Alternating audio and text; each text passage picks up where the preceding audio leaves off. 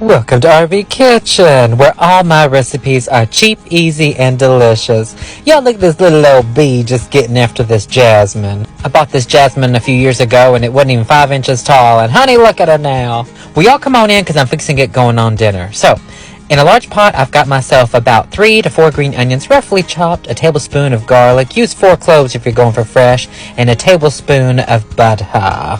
Kick that heat on good medium, and honey, you're just gonna let all that marry on up.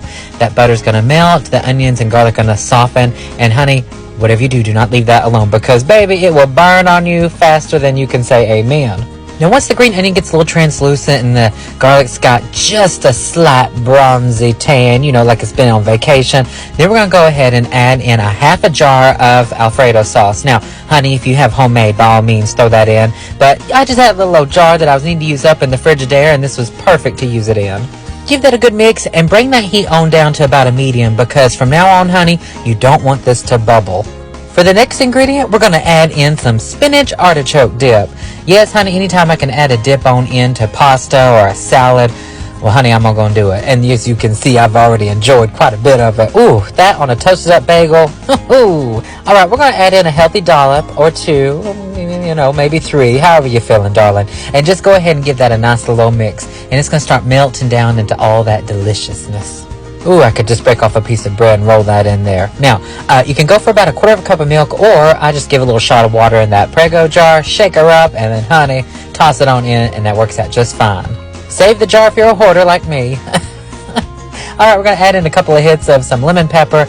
You can season this up however you want, honey, but we're going to go nice, clean, and fresh flavors because I'm playing on with that spinach and artichoke. You know what I'm saying?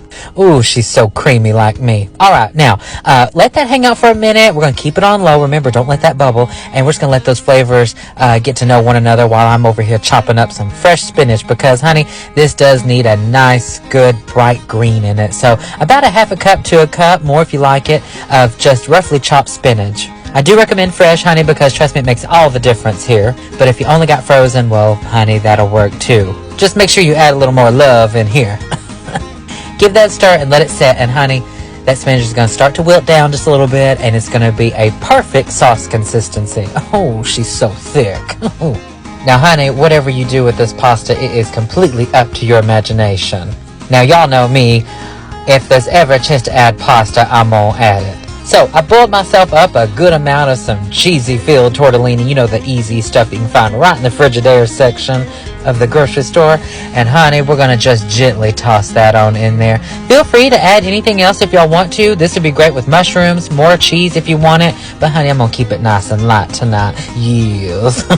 And baby, just like that, you have a fabulous dinner. You can pair this up with a salad, or honey, just find you a good old partner to stare at across the countertop with this. I never understood why people use dining tables to eat on. 4 legs on the floor and 2 in the air. Now, baby, open up, because the next time I see you, we'll be back at the RV Kitchen. Oh, that's a big bite. Careful now.